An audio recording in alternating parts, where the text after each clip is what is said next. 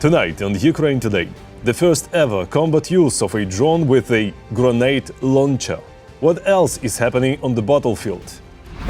Irreversible enemy losses. According to General Syrskyi, since the beginning of 2025, Russia's occupying army has shrunk by 177,000 invaders. Putin is afraid of direct talks with Zelensky. The president of Ukraine spoke out about the Kremlin's silence regarding the meeting in Istanbul. Ceasefire? Territory? NATO? What will they actually talk about in Turkey if the meeting even happens? All that and more in today's episode of Ukraine Today. Hi, we are from Ukraine. My name is Volodymyr Robchun. Like, subscribe, and let's get started. As possible Istanbul talks are being discussed, the situation at the front is getting more intense. The invaders are using drones, glide bombs and attacking in several directions, trying to break through Ukrainian defenses. Russia's leadership doesn't even care that since the start of the full-scale invasion, the terrorist state has lost nearly 1 million soldiers. Commander-in-Chief of Ukraine's armed forces, Syrskyi, reported that just since the beginning of this year, Russia has lost over 177,000 troops. Ukraine's defense forces are striking back. In the Novopavlivka sector, we saw the first combat use of a drone equipped with a grenade launcher. Pilots from Bulava unit successfully eliminated an occupier. The battlefield keeps evolving.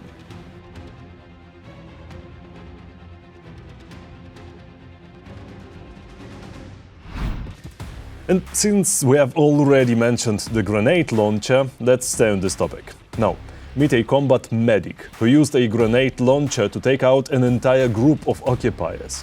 This young woman was saving the lives of wounded Ukrainian soldiers on the front line, but when the situation turned critical, she picked up a weapon. Svetlana worked as a nurse at the Mechnikov hospital in Dnipro.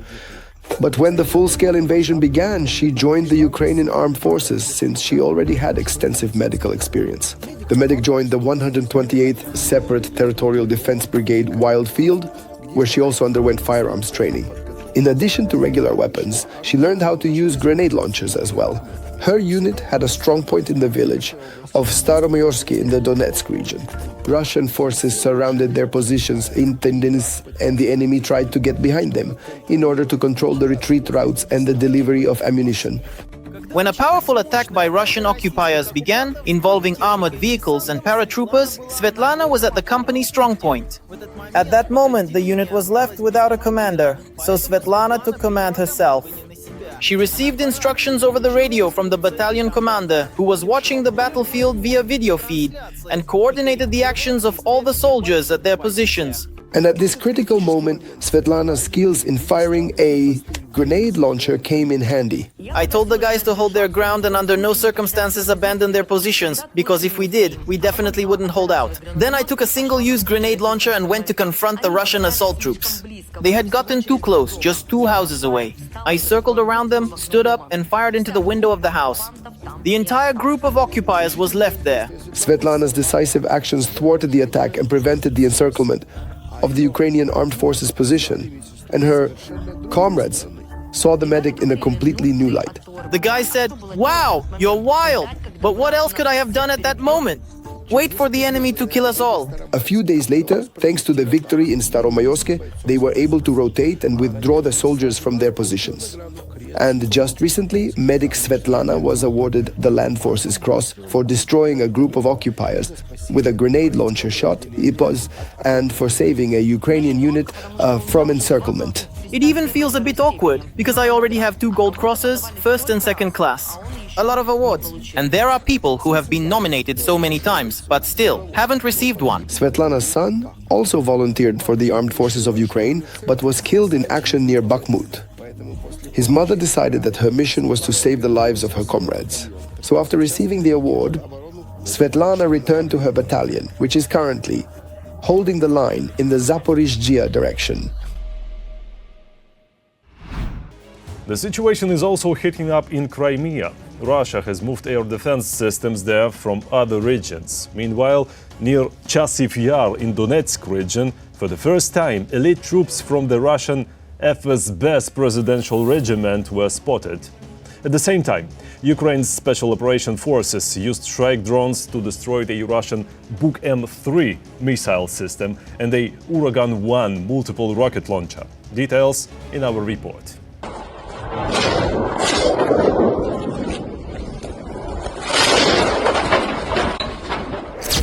In these shots, you can see a strike on a bridge in the Kursk region in the settlement of Zvanoye.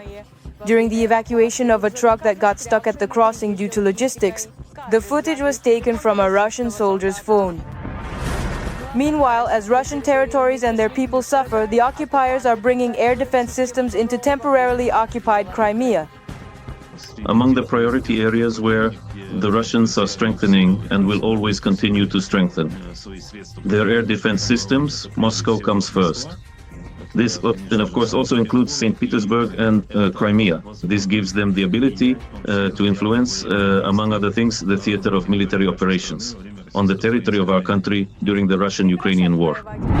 Apparently, Russia has no intention of stopping the war. The Economist reports that the aggressor country is actively ramping up the production of military weapons, especially drones. Ukrainian intelligence officers managed to find out about a new S-8000 Banderol missile, which is being developed by the Russian sanctioned company Kronstadt. Apparently, Iran has transferred certain technology structure to the Russians. It seems that the Russians have managed to supply the missing components which are not produced by the Russian Federation, bypassing the sanctions. So here the question is, what is the most important thing that needs to be done to reduce the number of Shaheds? I am talking specifically about production. This is about monitoring the enforcement of those sanctions that have been imposed on various sectors of the Russian Federation's economy. Accordingly, then, the actual production volumes will decrease. Whatever the Russians do, any reports of success are simply fabricated. For example, on Monday, May 12th, Russia claimed that they had supposedly captured the village of Otlyarovka in the Donetsk region. The operational strategic group Kortitsia immediately refuted this information, stating that fighting is still ongoing in Otlyarovka. Russian attempts to advance toward the Dnipropetrovsk region are nothing new. That's the first point. Secondly, I think it's more accurate to say that Russia, and let's remember, the strategic goal of the Russian Federation is the complete occupation of the Donetsk and Luhansk regions. So, in fact, Russia is moving toward the southern, I'm speaking relatively, the southern administrative borders of the Donetsk region. It is precisely the south of the Donetsk region that serves as the direction toward Dnipropetrovsk. Therefore, accordingly, Russia will scale up all its movements, including in the information space. For the first time, units of the elite presidential regiment of Russia's FSB have reportedly been spotted on the front lines in Ukraine. These units report directly to the Russian dictator and, to put it bluntly, are trained to hold the door for him, not to fight. But that didn't stop Putin from deciding to deploy them near Ceasefire in the Donetsk region. These are unsuccessful battles that Russia has been fighting for at least a year now. It is quite likely that this was indeed done for some propagandistic purpose. And if the Russians themselves say this, it will serve as confirmation. Ukraine is also strengthening its army to fight the enemy. The 118th Mechanized Brigade demonstrated the use of the Ukrainian RPG-16 flamethrower for close combat. Its main targets are enemy personnel as well as the destruction of enemy equipment and structures. In this footage, Ukrainian Special Operations Forces used strike drones to destroy a Russian Buk M3 surface-to-air missile system that was covering enemy troops on the ground. A Uragan-1 multiple rocket launcher was also destroyed. In addition, Ukrainian defenders used drones equipped with grenade launchers for the first time. It is claimed that this marks a new level in the use of unmanned aerial vehicles. Now, drones can not only conduct reconnaissance and drop munitions, but also provide full-fledged fire support. In the United Kingdom, the head of a Russian spy network has been sentenced to nearly 11 years in prison. This refers to the Bulgarian Orlin Rusev, who acted on the instructions of Austrian Jan Marsalek, the former chief operating officer of Wirecard. The group organized by Rusev and Marsalek was monitoring anti-Kremlin journalists in Europe, for which they received sentences ranging from 5 to nearly 11 years in prison. Marsalek managed to escape to Russia. Conclusion? There's no smell of ceasefire anywhere near this war. Russia is in their spirit. When everyone expects them to respond with a ceasefire and direct negotiations, they respond with new strikes and assaults. The only one who is dragging out the war, the only one who caused the war to begin, who caused it to continue, is Russia. The whole world understands this, and we absolutely need pressure. Pressure so that Moscow stops thinking that the world can still wait. Every voice matters. Join our community, support independent journalism, and help us bring you the truth from Ukraine. Become a member of Ukraine today. Join us now. Meanwhile, the US is discussing the possible deployment of troops from UK, France, Germany and Poland to Ukraine.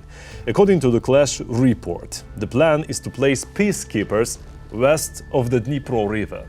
Keep in mind, European leaders are still hesitant to send troops into Ukraine. Most likely, they will only agree to it after a ceasefire is declared. And what exactly is needed to stop the fighting? That's right, a decision from Putin.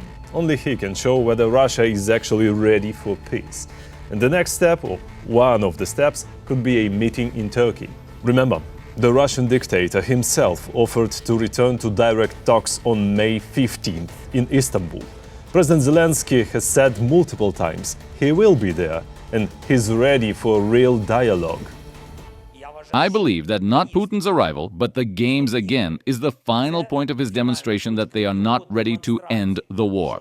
This means that all the promises of the sobering up and clear promises of the United States, Europe, and leaders of other countries must be fulfilled. Otherwise, you will not force or coerce Russia to take steps to this or that format of de-escalation. Also, let's not forget, the 30-day ceasefire is already supported by the US, Europe, the Baltic states, the Nordic countries and China. Yes, China. In fact, as President Zelensky revealed, China asked Ukraine to keep Moscow safe from drone strike during the Victory Madness parade from May 8th to May 10th. That says a lot. And now, Trump. Looks like he's decided who will represent the US in case the talks between Zelensky and Putin actually happen. Speaking at the Saudi American Investment Forum, the US president said this. Also been working relentlessly to end the terrible bloodshed between Russia and Ukraine, and very importantly, talks are being held in Turkey later this week, probably on Thursday, and they could produce some pretty good results. Our people are going to be going there. Marco's going to be going there. Others are going to be going, and we'll see if we can get it done. Though, to be honest, we already knew last week that Rubio would be in Istanbul. There's an informal meeting of NATO foreign ministers happening there. Also expected Kit Kellogg and Steve Witkoff. But here's the real question. Will Trump himself attend the meeting between Zelensky and Putin? CNN says it depends. Specifically, it depends on whether Putin shows up or not. See how everything still circles around Putin? Because the end of this war completely depends on him, the man who started it. As for Russia, they'll be sending Foreign Minister Lavrov and Putin's aide Ushakov to Turkey. That's according to the Washington Post. And where's Putin? Where is he? Let's be clear, Zelensky agreed to direct talks in Istanbul with Putin. If Putin doesn't come, the rest don't even need to bother. Why waste time? That would send a clear signal that Russia wants to keep fighting, not that anyone still has illusions about that. I believe Putin doesn't want this war to end. He doesn't want a ceasefire. He doesn't want any talks at all. And let's not even mention how scared he is of direct talks with me. Meanwhile, in Russia, the Z crowd who support war till the last Russian are totally against peace talks with Ukraine. Details in our next segment. while the West is pressuring Kremlin for Putin to negotiate in Istanbul. Either Russia and Mr. Putin are serious and truly want peace, or none of this is serious, and in that case we will impose even more sanctions. Panic and confusion reign in the Z community.